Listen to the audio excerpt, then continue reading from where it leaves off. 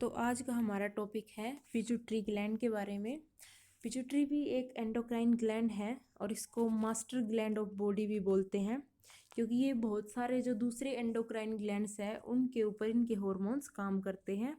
और मतलब कि जो पिट्यूटरी है हमारा, वो बहुत सारे दूसरे ग्लैंड के हॉर्मोन्स को कंट्रोल करता है, उनके रिलीज़ को, उनके सिक्रेशन को कंट्रोल करता है। तो पिट्यूटरी जो हमारा है ग्लैंड, उसको हम हाइपोफाइसिस भी बोलते हैं, ठीक है, क्योंकि ये हाइपोथैलेमस के नीचे प्रेजेंट है। तो हाइपोफाइसिस भी इसका नाम है पिट्यूटरी ग्लैंड का, और ये मास्टर ग्लैंड है जो हमारी बॉडी का, मास्टर ग्लैंड के नाम से भी जाना जाता है। अब अगर इसके कलर वगैरह दिखने में तो कैसा है ये, इसके बारे में बात करें तो ये स्मॉल है थोड़ा, और रेड ग्रे कलर का पी शेप एक स्ट्रक्चर है जो हमारे ब्रेन में प्रेजेंट होता है।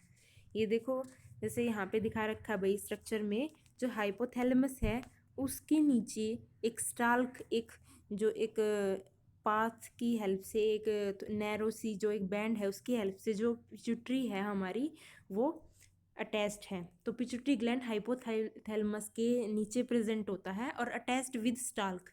ये यहाँ पे दिखा रखा है, जो हमारा हाइपोथैलेमस है वो ऊपर की तरफ प्रेजेंट होता है, उसके नीचे से एक ओपनिंग सी निकली हुई है जिसको हम स्टाल्क बोलते हैं, और उससे कनेक्ट है हमारी ये पिट्यूटरी ग्लैंड, जिसकी ये एंटीरियर पोस्टीरियर जो लोब है वो दिखाई हुई है अच्छे से।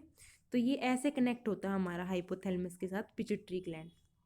उसके बाद है पिट्यूटरी के बारे में, इस पिट्यूटरी की 3 लोब हैं, एंटीरियर लोब, पोस्टीरियर लोब, और जो एंटीरियर और पोस्टीरियर लोब है इनके बीच में एक और पोर्शन होता है, उसको बोलते हैं इंटरमीडिएट लोब। ठीक है भाई, तो ये पिट्यूटरी के बारे में था। इसका स्ट्रक्चर कैसा होता है, स्मॉल है, ये रेड ग्रे कलर का है, पी शेप है, और हाइपोथैलेमस के साथ अटैच है with the help of stalk. और इसमें 3 लोब होती है, एंटीरियर, पोस्टीरियर एंड इंटरमीडिएट। ये दिखाया हुआ है हाइपोथैलेमस के, और ये इंटरमीडिएट लोब भी दिखाई हुई है, पोस्टीरियर और एंटीरियर जो लोब है इसके बीच में प्रेजेंट है ये। उसके बाद है कौन कौन से हार्मोन जो है पिट्यूटरी रिलीज करती है। जो पिट्यूटरी ग्लैंड है उसकी 3 लोब है, और तीनों लोब अलग अलग तरीके के हार्मोन्स रिलीज करते हैं, और उनके अकॉर्डिंग उनके फंक्शन भी अलग अलग है। जो एंटीरियर पिट्यूटरी है हमारी, जो एंटीरियर लोब है पिट्यूटरी की, तो उसमें क्या होता है, 6 हार्मोन वो रिलीज करती है। Follicle stimulating hormone, luteinizing hormone, इन दोनों हार्मोन्स को इकट्ठे गोनाडोट्रोपिन हार्मोन भी बोलते हैं, क्योंकि इनका काम क्या है, ये गोनेड्स पे काम करते हैं। गोनेड्स एक रिप्रोडक्टिव सिस्टम जो हमारा उसका पार्ट है, जो मेल में टेस्टिस और फीमेल में ओवेरी होती है, उनके ऊपर ये काम करते हैं, जिनसे जो male and female sex hormone वो रिलीज होते हैं, जो हमारे स्पर्म है और ओवम है वो भी रिलीज होते हैं। ठीक है, तो follicle stimulating hormone, luteinizing hormone दोनों निकलते हैं एंटीरियर लोब से। उसके बाद है थायराइड स्टिमुलेटिंग हार्मोन, जिसका दूसरा नाम TSH, थायरोट्रोपिन, थायरोट्रोपिक, ये भी इसके नाम है। तो ये थायराइड ग्लैंड पे काम करता है, ये हार्मोन्स भी एंटीरियर पिट्यूटरी से निकलता है। उसके बाद है एड्रीनोकोर्टिकोट्रोपिक हार्मोन, ACTH। ये जो हार्मोन है, ये जो हमारा एड्रीनल ग्लैंड होता है, जो किडनी की कैप भी जिसको बोलते हैं, एड्रीनल ग्लैंड को किडनी के ऊपर प्रेजेंट होता है। तो जो एड्रीनल ग्लैंड के 2 पोर्शन होते हैं, एड्रीनल कोर्टेक्स एंड मेडुला। तो ये जो हार्मोन है एड्रीनोकोर्टिकोट्रोपिन, नाम से पता चल रहा भाई, तो ये क्या कर रहा है, जो एड्रीनोकोर्टिकोट्रोपिक हार्मोन है वो एड्रीनल कोर्टेक्स पे काम करता है, मतलब एड्रीनल ग्लैंड पे काम करता है। ग्रोथ हार्मोन है नेक्स्ट इसका, ये भी हमारा इंटीरियर पिट्यूटरी से रिलीज होता है, और ये क्या कहाँ पे काम करता है, जो पूरी बॉडी के टिश्यू हैं उन पे काम करेगा, उनकी ग्रोथ करवाएगा। उसके बाद है प्रोलैक्टिन हार्मोन। जो प्रोलैक्टिन हार्मोन क्या है, इसका मेन काम है मिल्क सिक्रेशन करवाना मेमरी ग्लैंड में। तो इसकी हेल्प से जब भी जैसे फीमेल के अंदर जो मिल्क सिक्रेशन होता है वो प्रोलैक्टिन की वजह से होता है। तो ये एंटीरियर पिट्यूटरी के हार्मोन्स थे, follicle stimulating, luteinizing hormone, thyroid stimulating hormone, adrenocorticotropic hormone, growth hormone, prolactin hormone. ये 6 के 6 हार्मोन एंटीरियर लोब से निकलते हैं। उसके बाद है पोस्टीरियर लोब से, पोस्टीरियर लोब से 2 हार्मोन निकलते हैं, ऑक्सीटोसिन एंड वैसोप्रेसिन। ऑक्सीटोसिन को बर्थ हार्मोन या मिल्क इजेक्टिंग हार्मोन भी बोलते हैं, क्योंकि भाई ये डिलीवरी के टाइम काम आता है और मिल्क इजेक्शन में भी इसका रोल है। तो ऑक्सीटोसिन हमारा पोस्टीरियर लोब से निकलता है। उसके बाद दूसरा हार्मोन जो निकलता है पोस्टीरियर लोब से, वो है वेसोप्रेसिन, और इसका दूसरा नाम है एडीएच। एडीएच की फुल फॉर्म है एंटी डायूरेटिक हार्मोन। इसका काम होता है किडनी पे। और इसका काम क्या है, अगर सोडियम जैसे वाटर, जो अगर हमारी बॉडी में वाटर की कमी हो रही है, और तो ये क्या करेगा कि भाई जो वाटर का रीअब्जॉर्प्शन है उसको इंक्रीज करवा देगा, जिससे जो बॉडी से वाटर है वो कम से कम बाहर हो और जो बॉडी में वाटर का बैलेंस है वो मेंटेन रहे। तो इसका ये काम है। और इसकी वजह से अगर जब इसकी कमी हो जाती है तो एक डिसऑर्डर होता है जिसमें वाटर ज़्यादा बाहर जाता है, तो उसको बोलते हैं डायबिटीज़ इंसिपिडस। एक डायबिटीज़ की टाइप है जिसमें जो यूरिन होगा उसमें ग्लूकोज नहीं निकलती, लेकिन जो यूरिन का आउटपुट है उसमें बढ़ जाता है। जैसे नॉर्मली अगर किसी डायबिटिक पेशेंट की बात करें तो बोलते हैं कि उसमें यूरिन ज़्यादा पास होता है। तो ऐसे ही जब एडीएच, क्योंकि इसका मेन काम होता है वाटर को रीअब्जॉर्ब करना, तो जब एडीएच की कमी हो जाती है बॉडी में तो उसकी वजह से क्या होता है, ज़्यादा यूरिन आउटपुट होता है, और उस डिसऑर्डर को भी एक नाम दिया जाता है डायबिटीज़ इंसिपिडस। लेकिन उसके अंदर जो पेशेंट है उसके अंदर उसके यूरिन में ग्लूकोज नहीं जाती, जैसे नॉर्मली डायबिटिक पेशेंट में होता है कि भाई उसके यूरिन में ग्लूकोज भी निकलती है। तो ये दोनों हार्मोन निकलते हैं पोस्टीरियर लोब से, ऑक्सीटोसिन एंड वेसोप्रेसिन।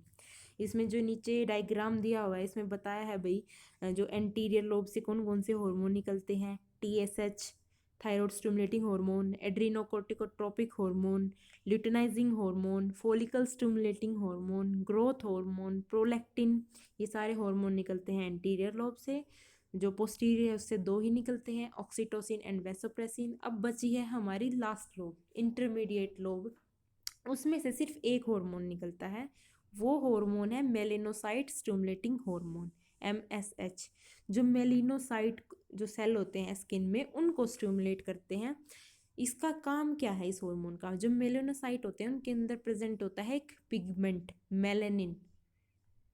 वो मेलेनिन को रिलीज करेंगे, जिससे क्या होगा, मतलब कि जो स्किन का कलर आपका डेवलप होता है वो मेलेनिन की वजह से होता है, मेलेनिन पिगमेंट है।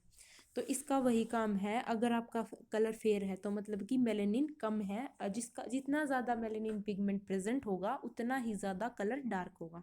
तो ये था इनके हॉर्मोन्स के बारे में। जो एंटीरियर पिट्यूटरी में 6 हार्मोन निकलते हैं, TSH, ACTH, LH, FSH, growth hormone, prolactin. और जो हमारी पोस्टीरियर लोब है उसमें से 2 निकलते हैं, एक तो ऑक्सीटोसिन जिसका नाम बर्थ हार्मोन भी है और मिल्क इजेक्टिंग हार्मोन भी।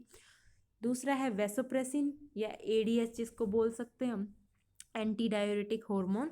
और जो हमारी इंटरमीडिएट लास्ट लोब है उससे निकलता है MSH, मेलेनोसाइट स्टिमुलेटिंग हार्मोन, जिसकी वजह से हमारी स्किन में कलर प्रोड्यूस होता है। उसके बाद है भाई, जैसे ये पिट्यूटरी ग्लैंड, अब ये जो हार्मोन्स निकलते हैं ये काम क्या करते हैं, इस जो ये डायग्राम है इसमें बहुत अच्छे से दिखाया हुआ है कि जो ये हमारे पिट्यूटरी की लोब्स है इसमें से अलग अलग हार्मोन निकलते हैं। तो जैसे जो प्रोलैक्टिन और ऑक्सीटोसिन था वो निकलते हैं, वो काम क्या करते हैं ब्रेस्ट पे, और जो ऑक्सीटोसिन है उसमें उसका काम यूट्रस पे भी है, जो हमारी यूट्रस की मसल्स होती हैं उनमें कंट्रैक्शन करवाते हैं ताकि जो डिलीवरी हो उसमें हेल्प हो सके। उसके बाद जो ADH है एंटी डाययूरेटिक या वेसोप्रेसिन, उस वो हमारा जो ये ADH है ये किडनी पे भी काम करता है। किडनी से क्या करेगा, वाटर का रीएब्जॉर्प्शन, वाटर को पास बाहर नहीं निकले देगा, रीएब्जॉर्ब कर लेगा। उसके बाद है जो हमारा गोनेडोट्रोपिन, मतलब कि जो हमारा FSH और LH, FSH और जो LH है ये दोनों गोनेडोट्रोपिन हार्मोन है, और ये दोनों ओवरी और टेस्टिकल्स, फीमेल में ओवरी और मेल में टेस्टिकल, इन पे काम करते हैं, जहाँ से स्पर्म वगैरह ये जो फीमेल एंड मेल गैमीट और जो सेक्स हार्मोन है वो रिलीज होते हैं। अब हमारा TSH थायराइड स्टिमुलेटिंग हार्मोन, वो किस पे काम करता है, थायराइड ग्लैंड पे। और जो हमारा ग्रोथ हार्मोन है वो मसल्स पे, बोन्स वगैरह पे काम करता है, उनकी ग्रोथ करवाता है, जैसे इसका नाम है ग्रोथ हार्मोन, तो उसमें से ग्रोथ करवाता है ये। उसके बाद है MSH जो हमारा पोस्टीरियर लोब से इंटरमीडिएट लोब से निकलता है मेलेनोसाइट स्टिमुलेटिंग हार्मोन, और इसका काम क्या है, ये स्किन में जो कलर डेवलप होता है इसकी वजह से होता है। ये स्किन के जो सेल होते हैं उनको स्टिमुलेट करेगा और उसमें कलर प्रोड्यूस होगा। और जो हमारा ACTH था वो एड्रीनल कोर्टेक्स पे काम करता है, और उसमें से फिर ग्लूकोकोर्टिकॉइड और मिनरलोकोर्टिकॉइड ये रिलीज होते हैं। तो ये हमारा पिट्यूटरी ग्लैंड के बारे में था सारा, और इनके टारगेट ऑर्गन ये दे रखे हैं रिस्पेक्टिव ग्लैंड हॉर्मोन्स के, कौन सा हार्मोन किस ऑर्गन पे जाके काम करता है, किस ग्लैंड पे जाके काम करता है, ये सारा है, और उनसे फिर क्या इफेक्ट होगा। तो इन सब के बाद लास्ट है हमारा डिसऑर्डर ऑफ पिट्यूटरी ग्लैंड। अब जब कोई भी हार्मोन कम या ज़्यादा अमाउंट में निकलता है, रिलीज होता है, सिक्रेट होता है, तो उस वजह से कुछ डिस्टरबेंस होता है बॉडी में, उन डिस्टरबेंस को बोलते हैं डिसऑर्डर्स। तो जैसे पिट्यूटरी में जो ग्रोथ हार्मोन है, जो पिट्यूटरी में ग्रोथ हार्मोन है उसकी वजह से होते हैं ये तीनों डिसऑर्डर। ड्वार्फिज्म का वर्ड कहाँ से आया है? ड्वार्फ का मतलब होता है छोटा, जब कोई छोटा रह जाए तो ड्वार्फिज्म। जिजेंटिज्म जो कुछ ज़्यादा ही एक्सेस में ग्रोथ, हाइट कुछ ज़्यादा ही बढ़ गई तो वो जिजेंटिज्म होता है। और एक्रोमेगैली में भी कुछ ऐसा ही होता है, लेकिन एक्रोमेगैली में थोड़ी अबनॉर्मल ग्रोथ होती है, जैसे कोई कोई बोन्स ज़्यादा ही बढ़ गई, जैसे जा की जो जबड़े की हड्डी होती है वो ज़्यादा बढ़ गई, तो ये थोड़ी एबनॉर्मल ग्रोथ होती है एक्रोमेगैली में। और ये तीनों ही कंडीशन किस वजह से होती है? ग्रोथ हार्मोन की वजह से। ड्वार्फिज्म में क्या होगा? ग्रोथ हार्मोन कम बनेगा, डिफिशियंसी की वजह से, जो ग्रोथ हार्मोन की डिफिशियंसी की वजह से, कमी की वजह से जो पर्सन की ग्रोथ है वो अच्छे से नहीं होगी, और जिस वजह से क्या होगा? ड्वार्फिज्म, वो छोटा रह जाएगा, उसकी पूरी बॉडी ग्रो नहीं करेगी अच्छे से। और जो हमारा जिजेंटिज्म है उसमें क्या होता है, जब बचपन में जो ग्रोथ हार्मोन है वो कुछ ज़्यादा ही एक्सेस में प्रोड्यूस हो रहा हो, तो उसकी वजह से क्या होगा? जो हाइट है वो कुछ ज़्यादा ही बढ़ जाएगी, अब नॉर्मल हाइट होगी, और जो लॉन्ग बोन्स होती है, जैसे हमारी पैर की हड्डी है, जो हमारी लेग्स की हड्डियाँ होती हैं, बोन्स होती हैं, तो वो कुछ ज़्यादा ही ग्रो करेंगी, तो वो कंडीशन होती है जिजेंटिज्म। उसके बाद है एक्रोमेगैली। एक्रोमेगैली में भी क्या होता है? जब ग्रोथ हार्मोन ज़्यादा हो, जैसे जिजेंटिज्म में ज़्यादा होता है वैसे एक्रोमेगैली में भी ज़्यादा होता है। लेकिन जिजेंटिज्म में क्या बात थी कि भी अगर चाइल्डहुड में ग्रोथ हार्मोन ज़्यादा हो, लेकिन जो एक्रोमेगैली में क्या है, अगर भाई जो ग्रोथ हार्मोन है वो एडोलेसेंस के बाद ज़्यादा हो, है तो ग्रोथ हार्मोन की बात, लेकिन अगर एडोलेसेंस के बाद ज़्यादा हो हार्मोन तो हमारा एक्रोमेगैली होता है। और उसमें क्या होगा? जो लोअर जा है या लिम्स वगैरह है उनकी जो ग्रोथ होगी वो थोड़ी एबनॉर्मल होगी, अजीब सा ही उसका जो अगर हम देखें किसी आदमी को तो उस जो नॉर्मल उसकी वो हाइट नहीं होगी, वो अजीब सी ही अबनॉर्मल हाइट होगी उससे। जैसे कोई कोई हड्डी एक अलग से बढ़ गई, जैसे किसी की जा जो होती है लोअर जा, वो बढ़ गई तो उसका फेस बहुत अजीब सा दिखेगा, तो वो कंडीशन होती है। और ड्वार्फिज्म में क्या होता है? ग्रोथ हार्मोन का लेवल कम, लेकिन इन दोनों में क्या होता है? लेवल बढ़ जाता है, एक में चाइल्डहुड में और एक में एडोलेसेंस के बाद। अब लास्ट है डायबिटीज़ इंसिपिडस। इंसिपिडस मैंने आपको बताया था कि भाई एक तरह की डायबिटीज़ है ये, और किस वजह से होती है कि जब यूरिन आउटपुट बढ़ जाता है, मतलब यूरिन में यूरिन का अमाउंट बढ़ जाएगा, किस वजह से? जब बॉडी में वाटर एब्जॉर्ब नहीं हो पाता, और बॉडी वाटर एब्जॉर्ब करने का काम किसका होता है? ADH का।